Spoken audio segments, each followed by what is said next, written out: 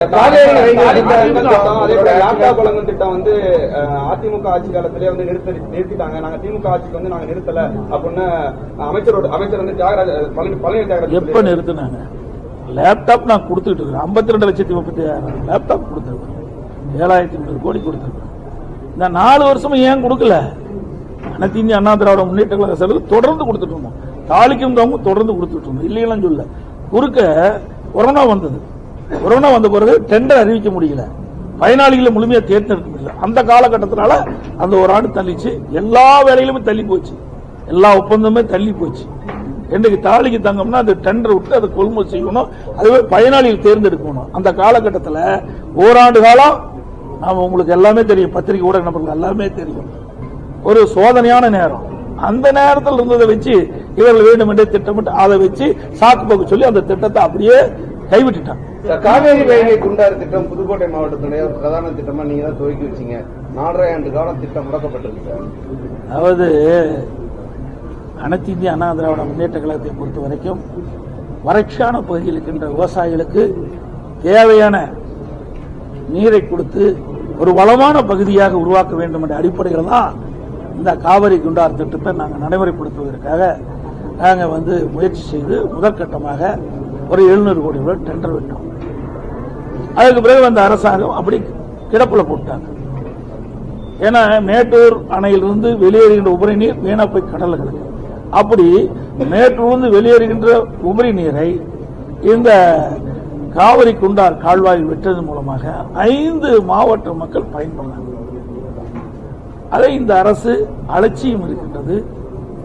இந்த அரசில் அனைத்து இந்திய அண்ணா திராவிட முன்னேற்ற கழகத்தில் கொண்டு வரப்பட்ட முக்கிய திட்டங்களை எல்லாம் வேண்டுமென்றே திட்டமிட்டு அரசியல் காழ்ப்புச்சின் காரணமாக கிடப்பிலே போடுகின்றார்கள். மீண்டும் அனைத்து இந்திய அண்ணா திராவிட முன்னேற்ற கழக கட்சி மக்கள் ஆதரவோடு வெற்றி பெற்று ஆட்சி அமைக்கின்ற பொழுது இந்த காவிரி குண்டார் திட்டம் தொடரும்.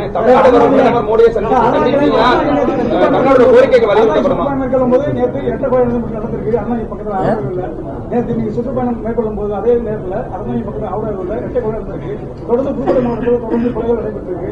சட்டம் ஒழுங்கு 2026 தேர்தலை பாதிக்கக்கூடிய சூழ்நிலை இருக்குமா சார்? அதாவது நான் தான் ஏற்கனவே சொன்னேன், திராவிட முன்னேற்ற கழக ஆட்சி வந்திருக்கிறது. கொலை, கொள்ளை, திருட்டு, வழிப்பிரிவு, முதியோர்களை குறிவைத்து கொலை செய்வது தொடர்கதையாக இருந்தது. சட்ட ஒழுங்கு அடியோடு சீர்கிட்டு விட்டது. நான் பலமுறை சட்டமன்றத்திலும் பேசியிருக்கிறேன், ஊடகத்தின் வாயிலாக வெளிப்படுத்தியிருக்கிறேன்.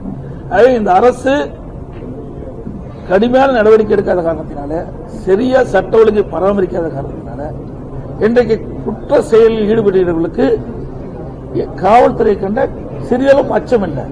குற்றச்செயல் புரிகிறவர்களுக்கு தங்களுக்கு கடுமையான தண்டனை கிடைத்துவிடும், கடுமையான நடவடிக்கை அரசு எடுக்கும் என்று அந்த அச்ச உணர்வு ஏற்பட்டால் தான் குற்ற நிகழ்வுகளை தடுக்க முடியும். ஆனா இந்த ஆட்சியில் அப்படி பார்க்க முடியும். பிரதமர் மோடியை வாய்ப்பு கிடைச்சா தமிழ்நாட்டுடைய கோரிக்கைகள் வலியுறுத்தப்படுங்க. கல்வி நிதி தமிழ்நாட்டுக்கு வழங்க வேண்டிய கல்வி நிதி எல்லாம் வழங்கல, ரூபா கூட வழங்கலன்னு சொல்றாங்க. இப்ப நீங்க பிரதமரை சந்திக்கிறதுக்கான வாய்ப்பு கிடைச்சதுன்னா நீங்க தமிழ்நாட்டுடைய கோரிக்கைகளை முன்னெடுத்து வலியுறுத்தப்படுங்க. நாங்கள் எப்பொழுதுமே ஆளுகின்ற கட்சியாகவும் சரி, எதிர்கட்சியாகவும் சரி, தமிழ்நாட்டு மக்களுக்கு ஏற்படுகின்ற பிரச்சனையை அவ்வப்போது மத்திய அரசுக்கு தெரிவித்துக் கொண்டுதான் இருக்கிறோம். அதில் எந்த குறைபாடும் கிடையாது. இன்றைக்கு திராவிட முன்னேற்ற கழக அரசு அமைந்த பிறகு பல்வேறு திட்டங்கள், அனைத்து இந்திய அண்ணா திராவிட முன்னேற்ற கழக ஆட்சியில் கொண்டு வரப்பட்ட பல்வேறு திட்டங்களை கைவிட்டுட்டாங்க. அதையெல்லாம் அண்ணா திமுக ஆட்சி வந்த பிறகு எந்தெந்த திட்டத்தை அவர்கள் கைவிட்டார்களோ அந்த திட்டத்தை எல்லாம் தொடர்வதற்கு உண்டான நடவடிக்கை மேற்கொள்ளப்படும். பிளே ஸ்டோர் மற்றும் ஆப் ஸ்டோரில் இருந்து பாலிமர் செயலியை QR கோடு மூலம் பதிவிறக்கம் செய்யுங்கள். செய்திகளை உடனுக்குடன் பெறுங்கள்.